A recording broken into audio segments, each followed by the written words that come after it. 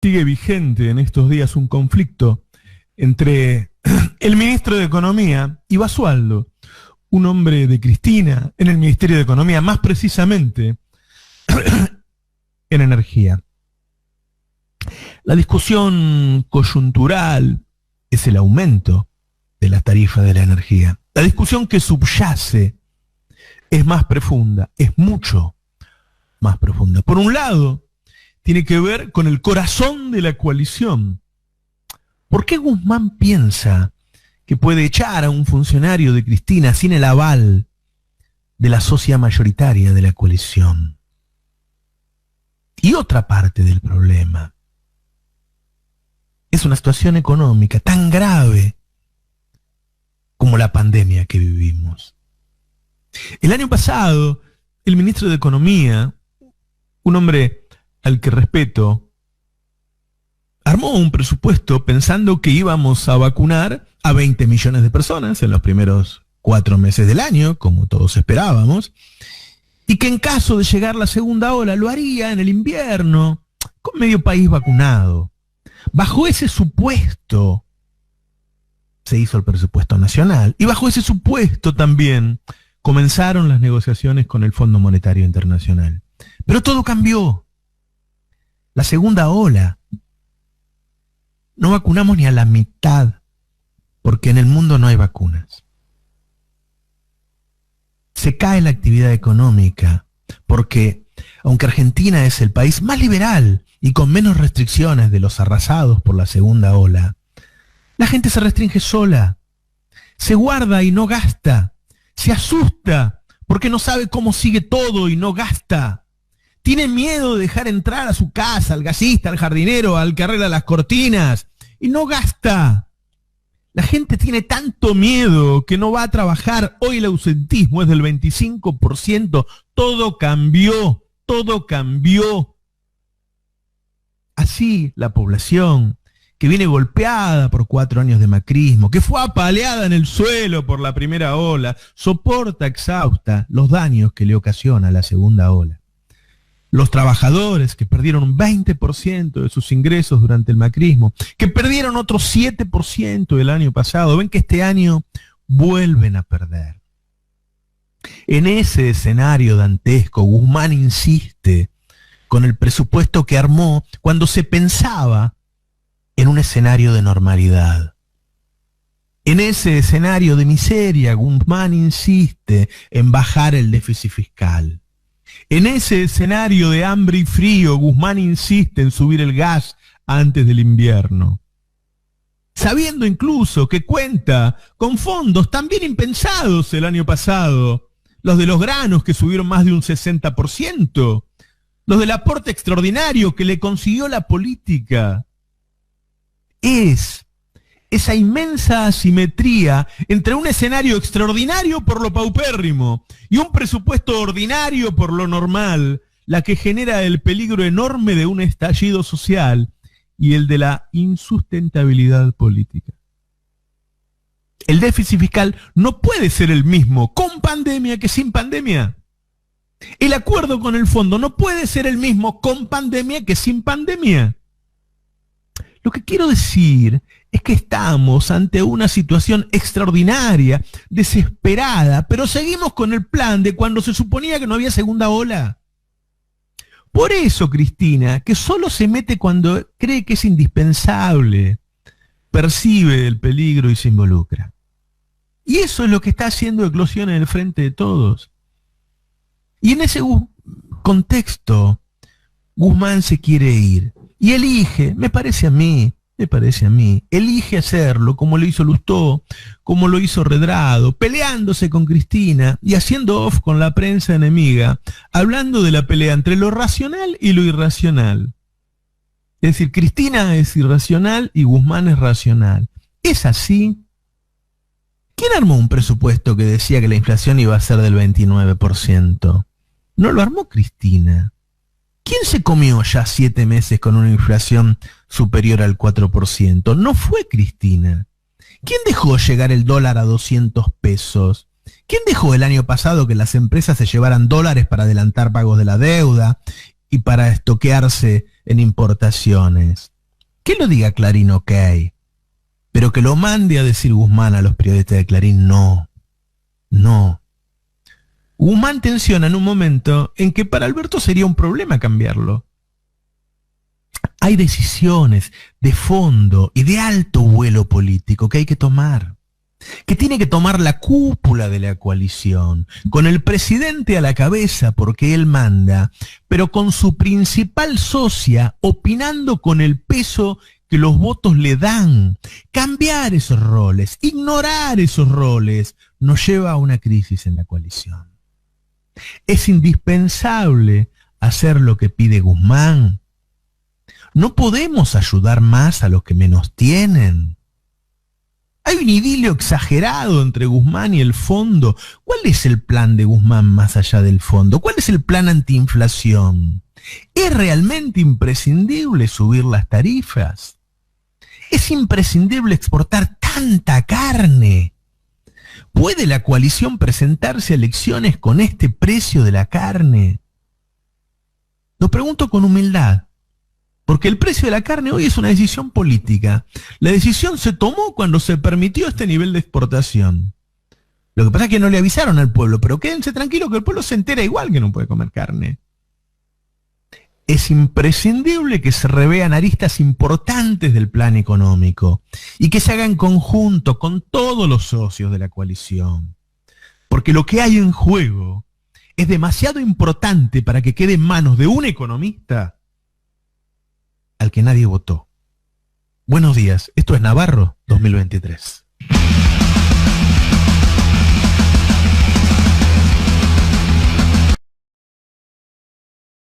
¿No? Y es importante entender que no es una internet, una pavadita, que se está discutiendo algo, ¿viste? Subimos el 9 o el 15, sino que es un momento en que la coalición está discutiendo lo más profundo del proyecto económico, que quizá habría que haberlo discutido antes, pero que ahora es un momento de decisiones, porque esto tensó todo. Digo, hay un dato que se conoció este fin de semana, por ejemplo, que hay una fuerte caída de ventas y hay una fuerte incluso caída de la presencialidad de los trabajadores. Los trabajadores no están yendo a trabajar. ¿Sí? Es decir, Argentina es quizá el país más liberal, con menos restricciones en este momento de todos los que están siendo arrasados por el COVID. Es el país más liberal, pero la gente se restringió sola. Sí, el ausentismo de los trabajadores hoy es del 25%, absolutamente récord. La gente no sale. La gente se está cuidando, no sale a hacer las compras, o sea, hay mucha gente. Lo que pasa es que los que salen y los que quieren que no se frene nada, están sobre representados en los medios. Te iba a decir pero, eso, pero la gente se está cuidando. Sí. ¿Sí? También lo que dan los medios es la sensación de, mirá, hay un montón que no cumplen, no voy a cumplir yo. O sea, la sobrerepresentación después tiene consecuencias. Pero no es así. Pero no es así. La gente se está cuidando. Entonces, bueno, al cuidarse, pensá, un pueblo trabajador que viene castigado por el macrismo, que perdió más de 20% en términos reales de sus ingresos. Después el año pasado perdió más o menos un 7%. Siempre es un promedio esto. O sea, además del 20, pierde otro 7. Y que este año vuelve a perder. Y que encima no puede laburar. Bueno, la situación es, en muchos casos, desesperante. Entonces, ahí hay que tomar decisiones muy, muy fuertes, y hay que redecidir un rumbo, diría yo, ¿no? El rumbo no puede ser el mismo que el que se planeó el año pasado. Vos pensás que el presupuesto se presenta cuando creíamos que Argentina iba a vacunar en los primeros 4 meses a 20 millones de personas. Bueno, eso no ocurrió porque no hay vacunas en el mundo y pensábamos que la segunda ola iba a llegar chiquita y en el frío, en invierno, y con la población vacunada. Bueno, todo cambió. Entonces, no se puede seguir con los mismos presupuestos, con el mismo presupuesto. Claro. Hay que gastar más. Hay que gastar más. ¿Sí? Entonces no es una discusión chiquita, qué sé yo. No. Se está discutiendo algo grande, ¿no? Y a ver, otra nota que hiciste hoy hicieron notas muy fuertes ustedes, fue la de Tayana. Y ahí hay que entender las diferencias que hay en el seno del Frente de Todos. O sea, Tayana está pidiendo algo estructural, ¿no? cómo es esto de que se estatice la llamada hidrovía, nuestra salida portuaria, que cambiaría. Pensá que los empresarios, cuando quieren ser más productivos, lo único que se les ocurre es bajar el salario, en vez de esto, que bajaría mucho los costos, ¿cierto? Una salida por el puerto de la provincia de Buenos Aires en vez de por Uruguay, bueno, otra cosa. Bueno, eso lo está diciendo Tayana y está haciendo una crítica al Poder Ejecutivo. El otro día cuando Parrilli presenta y dice la plata del FMI hay que usarla para distribuir con la gente y no para pagarle al FMI, también está planteando. Son diferencias muy, muy grandes que se van acumulando. Y eso ocurre, eso está pasando, es la verdad. Encima tenés del otro lado una oposición que es... Yo el otro día conté que Patricia Bullrich había dicho en una reunión que iba a hacer una denuncia por genocidio a Alberto Fernández por la pandemia.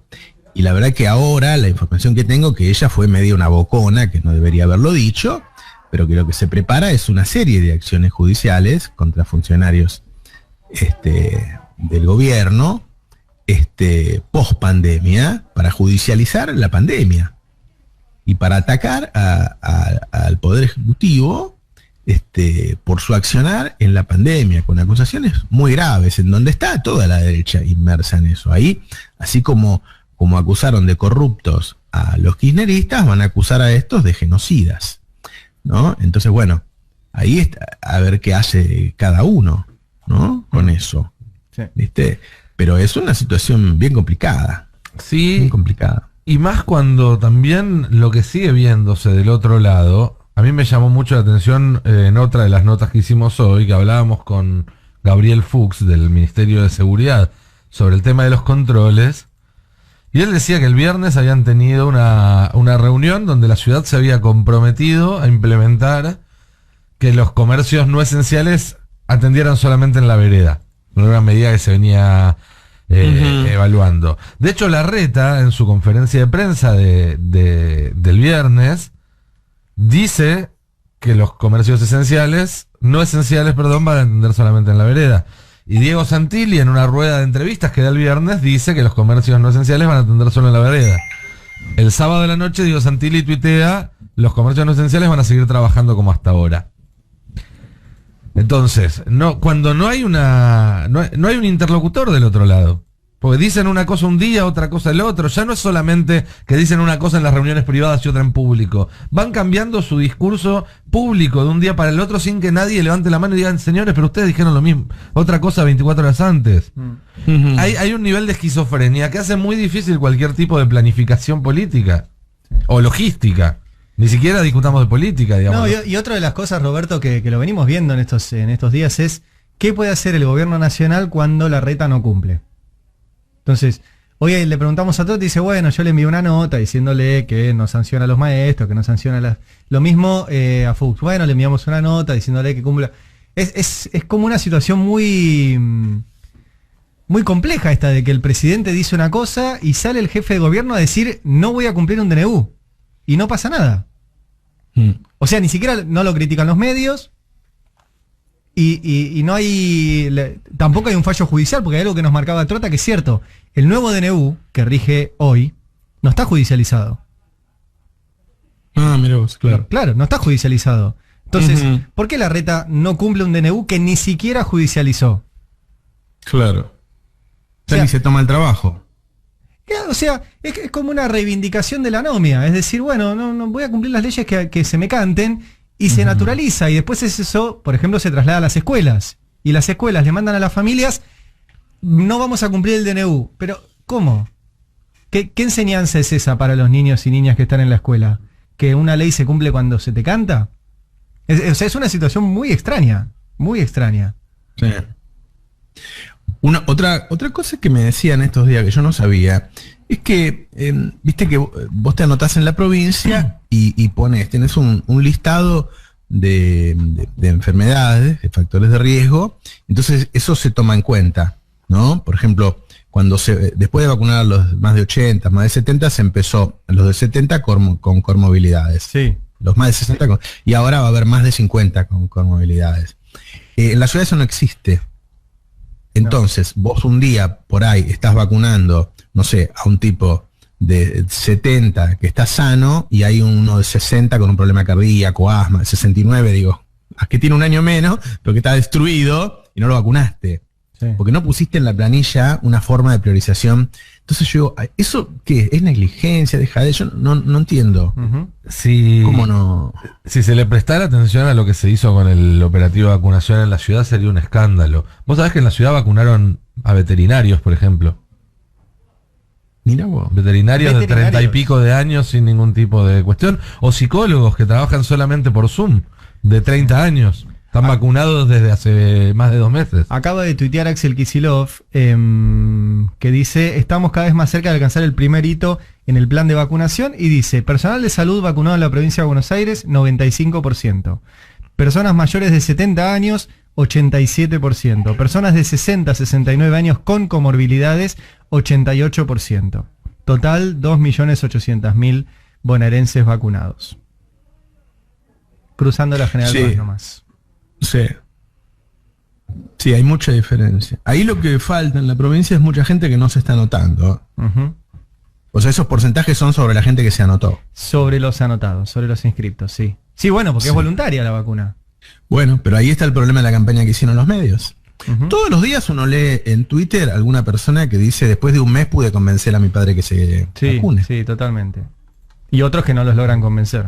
Y otros que no logras convencer. Por eso los medios han tenido una influencia enorme.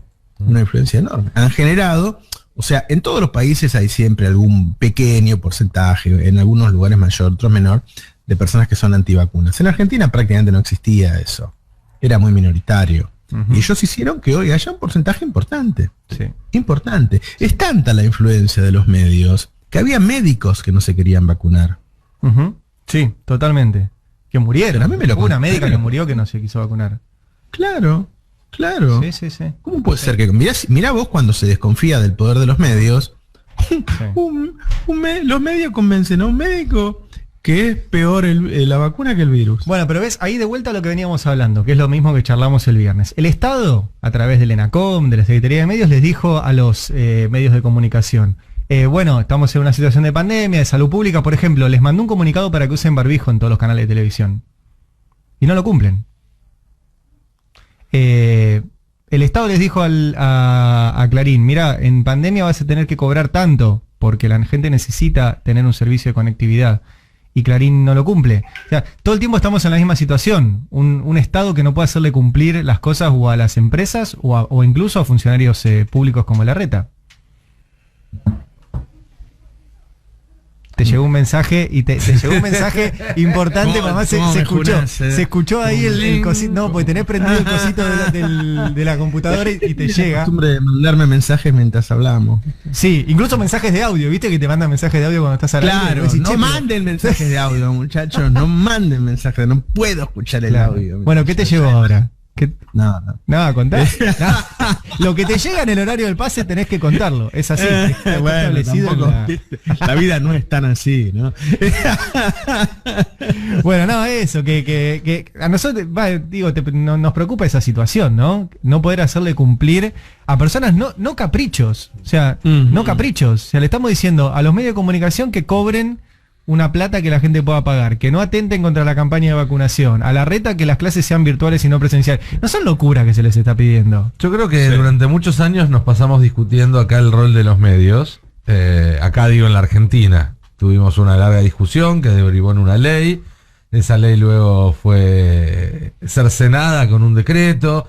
Pero todo lo que sucedió después de la aprobación de la ley, ¿sí? Tanto la deriva judicial que tuvo, luego la decisión política de Macri de sacarla por decreto, y ahora todo lo que estamos hablando en estos días, creo que lo que habría que discutir más que el rol de los medios es el rol del Estado. ¿Qué Estado queremos tener en la Argentina? ¿Qué atribuciones queremos que tenga el Estado argentino? ¿Y qué herramientas queremos que tenga para que esas atribuciones puedan ser efectivas? Bueno, vos fíjate que el viernes fue, ¿no? Que salió el fallo que frena, se supone, el DNU, sí, que hace que las comunicaciones sean un servicio público. Sí, el DNU que ya no cumplían, o sea, no lo cumplían antes son como la Reta, bueno, ¿viste? Que no cumple no cumple las leyes antes de los fallos. Yo no sé si todos los oyentes toman real dimensión de eso. O sea, el Estado no está pudiendo gobernar.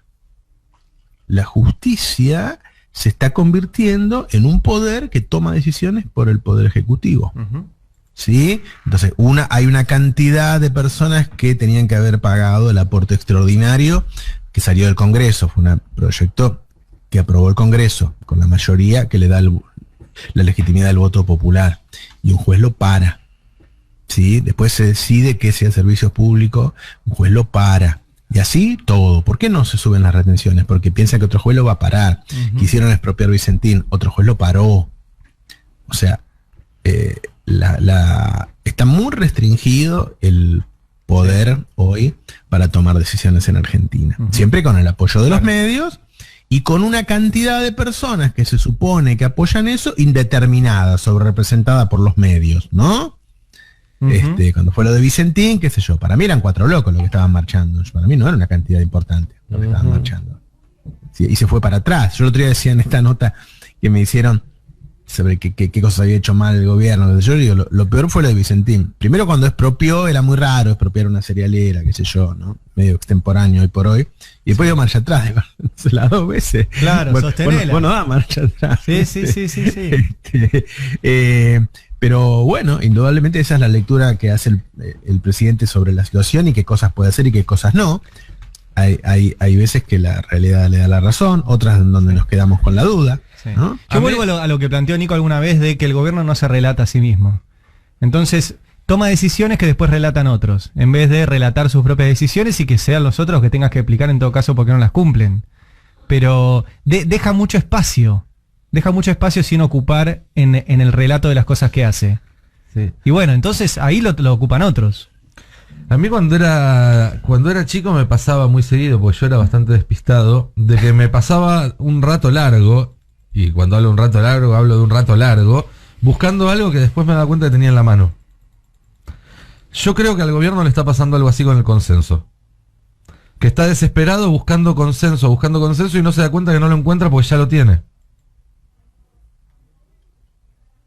Bueno, seguramente los lineamientos más importantes del Frente de Todos son aceptados por una mayoría muy importante. A eso voy. Bueno, eso que dice Nico es re interesante. No va a encontrar eso que busca en Clarín. Claro. O sea, el gobierno no va a encontrar un medio de comunicación que le diga que tiene aceptación, que está peleando por sus intereses económicos para cobrarte una tarifa extraordinaria. No lo va a encontrar ahí. Pero si uno mira en estos días las notas de Clarín y La Nación, son todas operaciones hechas por el Poder Ejecutivo.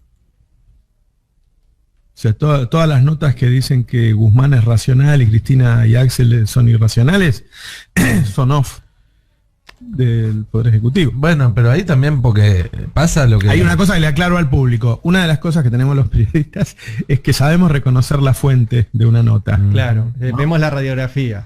Claro, cuando leemos una nota sabemos quién fue la fuente. Sí, el problema es que vemos que es alguien cercano al presidente, pues yo no creo que sea el presidente el que haga su propia... No, seguramente no. Pero está rodeado de gente que en lugar de trabajar en la comunicación política de una pandemia, está más preocupada por, no sé, por zanahorias y garrotes a los periodistas. Porque al final es eso. O pelear más la interna que la externa, ¿no? Sí. Yo.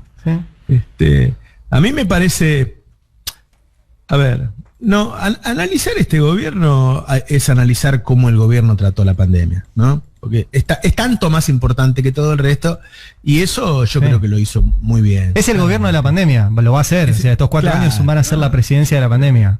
Va a haber estatuas en todos lados de Alberto, el presidente de la pandemia, qué sé yo, la historia va a mostrar que lo hizo muy bien, ¿sí? Ahora, después, hay una coalición que tiene desafíos enormes y que le cuesta mucho funcionar. O sea, cuando Guzmán decide echar al subsecretario de Energía, ¿cómo se le pasa por la cabeza que puede echarlo sin el acuerdo de Cristina, que es la principal socia y es el que lo puso? ¿Entendés? No, hay un error conceptual ahí. ¿No? Entonces no sabemos bien cómo funciona. Yo creo que primero tiene que mandar el presidente y segundo creo que manda el presidente, ¿sí? Todo eso que le dicen Tite, yo no creo en eso. Ahora, ignorar que la socia mayoritaria de la coalición es Cristina es un problema. Es un problema, ¿no? O sea, vos siempre tenés que conocer cómo funcionan las cosas. Y las cosas funcionan que esto es una coalición y que la socia mayoritaria es Cristina. Entonces, bueno, podés echarle a su funcionario sin hablarlo con ella. Totalmente. Sí, y hay dos capas en realidad también de conflicto. Una es la que vos acabas de mencionar, Roberto, y la segunda es que una vez que pasa lo que pasó el viernes, inmediatamente, en las 2 horas posteriores, o a más tardar esa noche, tiene que salir o el vocero presidencial, o el jefe de gabinete, o alguien a decir la situación es esta. Porque pasó todo el fin de semana y realmente, digo, más allá de que en el boletín oficial no apareció ninguna renuncia, con lo cual Basualdo sigue en efecto, depende, vos le preguntás a 3 personas distintas en el gobierno cuál es el estatus y hay 3 respuestas distintas, y eso tampoco le hace bien a este gobierno, ni a ninguno. Entonces también tiene que haber una decisión del presidente de laudar en estos conflictos, una vez que habló con todas las partes, que sopesó el peso de cada una de las partes en la coalición, las consecuencias de tomar una decisión, tomar la decisión e informarla claramente. Porque si no, el terreno es fértil para estas operaciones que vos mencionás. Digamos, si el viernes a las 6 de la tarde había un comunicado oficial diciendo Basualdo sigue en su cargo, o diciendo Basualdo no sigue en su cargo, todas estas operaciones que hubo el fin de semana no tenían dónde crecer, no tenían dónde presentarse. Sí.